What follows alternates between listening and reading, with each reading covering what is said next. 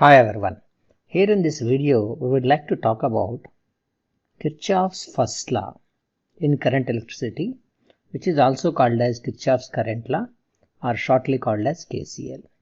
First of all, why do we need this Kirchhoff law? That's the first question that we would like to know. We know as per the Ohm's law,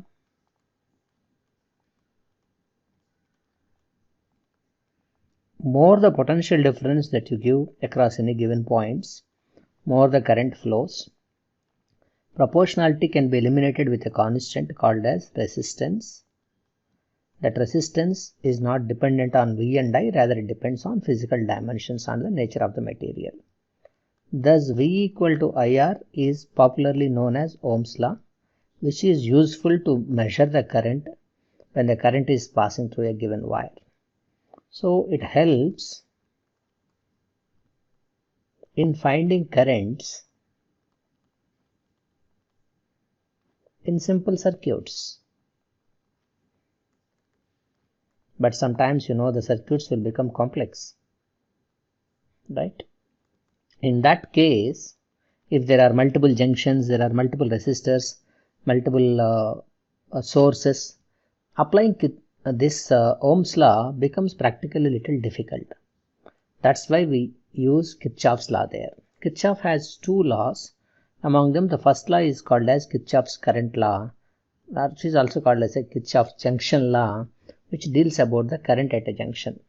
The law is simple. The law says that the algebraic sum of currents at any junction of a circuit is always 0. The algebraic sum of the currents at any junction equal to 0. Or you can say it in the other way. What is that other way is sum of currents coming towards a junction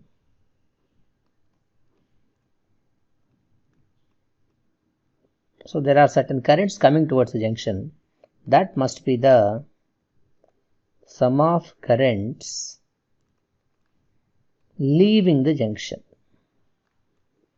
Means what? Junction is just a kind of a place which allows the current to pass through it. It's not going to eat up any of the portion of the current there. Simply say there is no corruption at the place of a junction.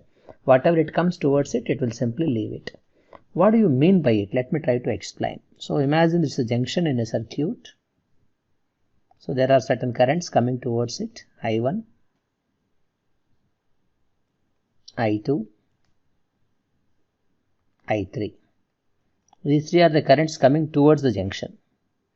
Also I assume there are some more resistors through which current is leaving. So the leaving currents are I4 and I5. So what as per the Kirchhoff law says is the algebraic sum of, that means we have to give a kind of a sign. To some currents I shall give positive, to some currents I shall treat them as negative. So for that we can say currents coming towards the junction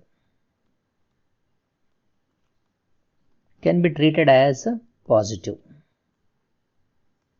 Currents coming towards the junction can be treated as positive.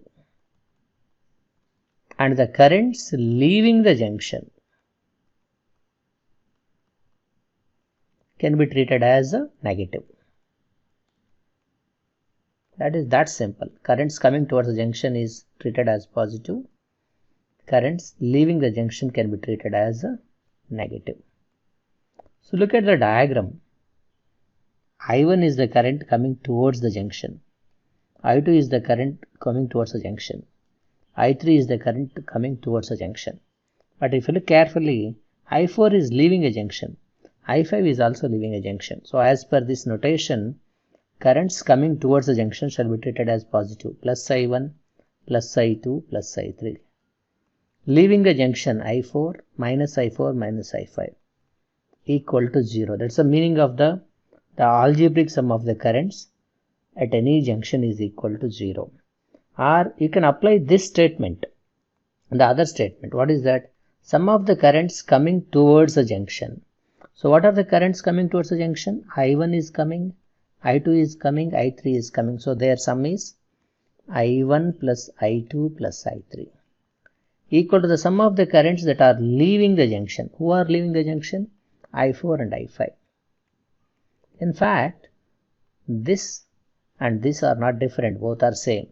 So this is called as something like Kirchhoff's current law, Kirchhoff's junction law, Kirchhoff's first law. This is all helps you to tells you that the current is conserved, current at a junction is conserved, it is just transferred from one place to another place at the place of a junction.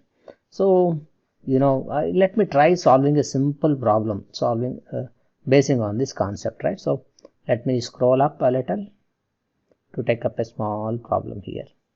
Let us say this is the problem, a sample problem, just to apply this Kirchhoff's first law. So, imagine there is some currents coming 2 amperes towards this junction, 3 amperes towards this junction,